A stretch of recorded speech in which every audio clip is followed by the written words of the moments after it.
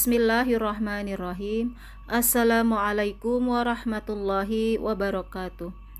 Anak-anakku sekalian yang ibu banggakan dan yang ibu sayangi, alhamdulillah pada hari ini kita masih diberi kesehatan sehingga kita masih dapat mengikuti pembelajaran seperti biasanya. Marilah sama-sama kita buka pembelajaran hari ini dengan membaca doa terlebih dahulu. Bismillahirrahmanirrahim. Raditu billahi rabba wa bil islami dina wa bi Muhammadin nabiyya wa rasula. Rabbi zidni ilma warzuqni fahman waj'alni minas salihin. Amin amin ya rabbal alamin. Anak-anakku sekalian, pada pertemuan kali ini kita masih membahas bab 5, yaitu tentang selamat datang Nabi Muhammad sallallahu alaihi wasallam, kekasih Allah Subhanahu wa taala. Sebelumnya di sini ibu akan membacakan kompetensi dasarnya terlebih dahulu.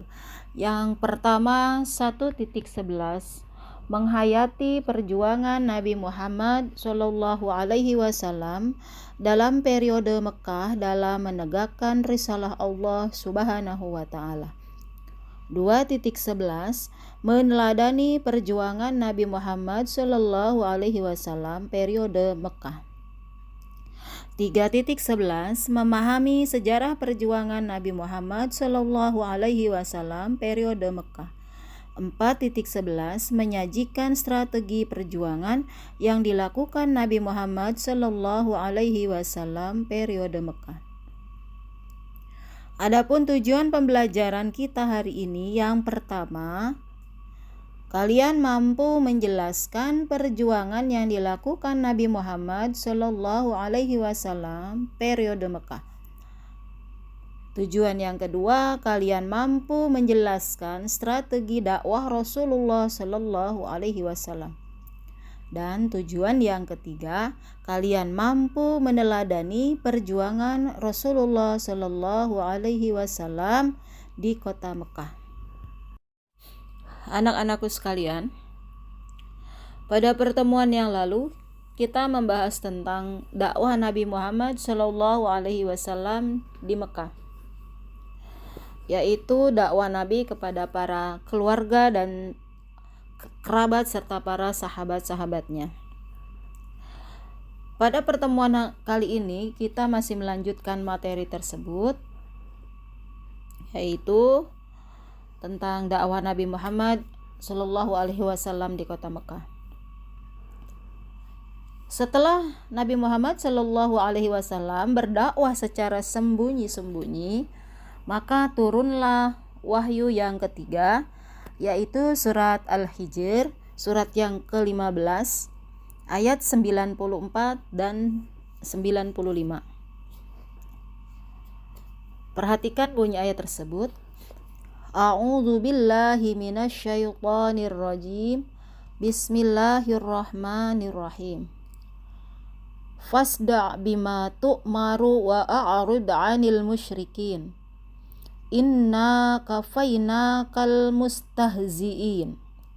Shadaqallahul azim. Yang artinya, maka sampaikanlah olehmu secara terang-terangan segala apa yang diperintahkan kepadamu dan berpalinglah dari orang-orang yang musyrik.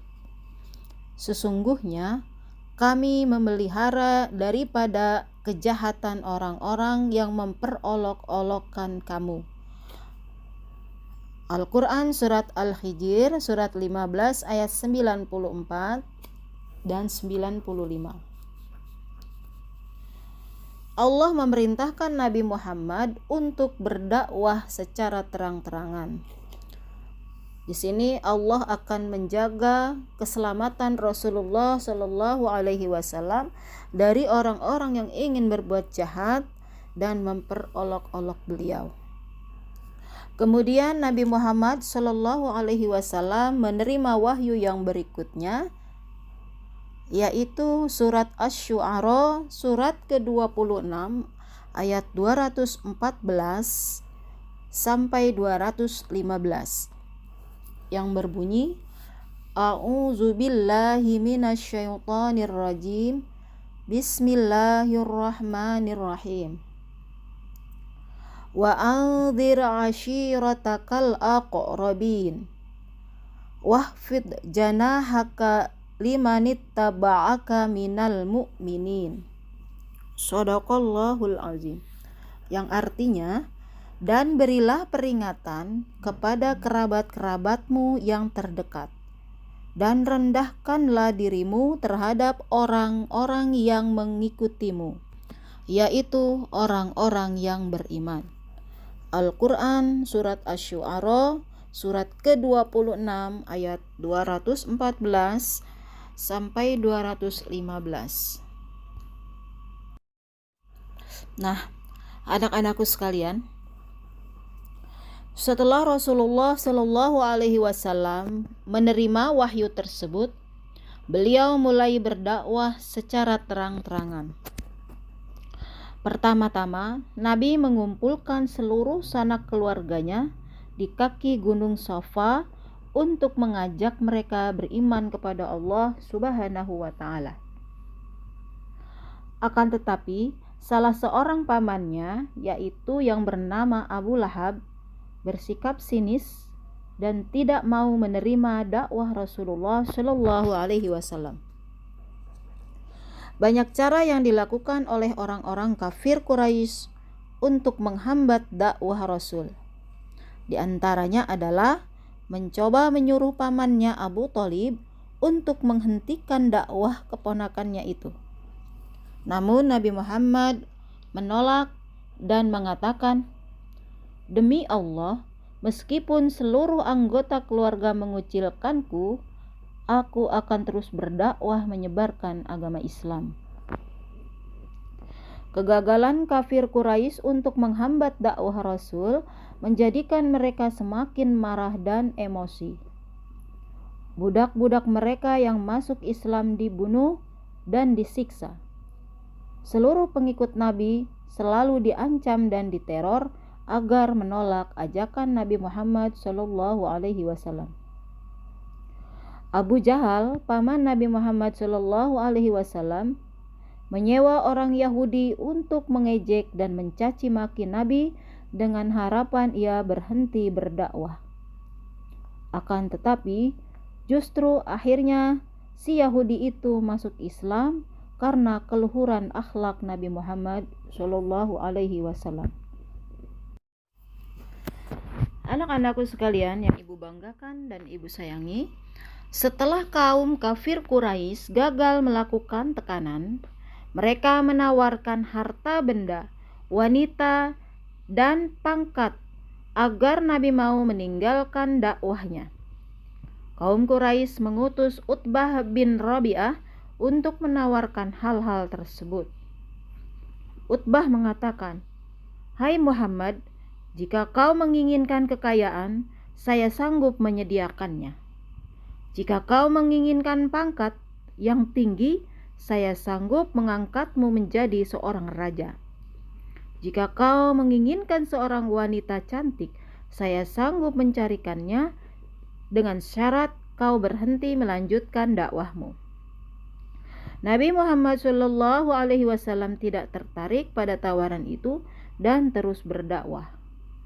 Setelah kafir Quraisy gagal lagi, akhirnya mereka memboikot Nabi Muhammad Shallallahu Alaihi Wasallam, Bani Muthalib dan Bani Hashim.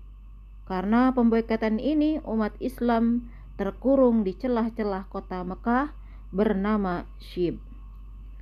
Pemboikotan berlangsung selama 3 tahun, dimulai pada tahun ke-7 kenabian. Isi pemboikotan itu ditulis dalam selembar surat yang berisi: 1. Kaum Quraisy tidak akan menikahi orang Islam. 2. Kaum Quraisy tidak menerima permintaan nikah dari orang Islam. 3. Kaum Quraisy tidak akan melakukan jual beli dengan orang Islam. 4. Kaum Quraisy tidak akan berbicara ataupun menengok orang Islam yang sakit. 5. Kaum Quraisy tidak akan mengantar mayat orang Islam ke kubur. Dan yang keenam, kaum Quraisy tidak akan menerima permintaan damai dengan orang Islam dan menyerahkan Muhammad untuk dibunuh. Jadi itulah isi pemboikotan yang dilakukan oleh kaum Quraisy karena Nabi tidak mau berhenti berdakwah. Ada 6 isi pemboikotan yang sangat merugikan kaum muslimin atau umat Islam. Undang-undang pemboikotan itu digantung di dinding Ka'bah. Penulisnya bernama Mansur bin Ikrimah. Setelah 3 tahun, undang-undang tersebut rusak karena dimakan rayap. Kemudian, undang-undang tersebut dirobek oleh Zubair bin Umayyah, Hisham bin Amr, Mut'im bin Adi, Abu Bakhtari bin Hisham, dan Zama'ah bin Al-Aswad. Mereka merasa kasihan dengan siksaan kaumnya kepada Bani Hashim dan Bani Muthalib. Jadi undang-undang pemboikotan itu dilakukan selama 3 tahun yang sangat merugikan kaum muslimin. Demikianlah anak-anakku sekalian, pembahasan materi kita hari ini yaitu tentang dakwah Nabi Muhammad SAW di Mekah. Begitu banyak tantangan dan rintangan yang dihadapi oleh Nabi Muhammad SAW di dalam berdakwah. Namun demikian tidak menyurutkan semangat beliau di dalam menegakkan agama Allah Subhanahu wa taala. Kesabaran, kegigihan, serta kekuatan iman yang dimiliki oleh Rasulullah SAW di dalam berdakwah. Inilah yang perlu kita contoh dan perlu kita teladani.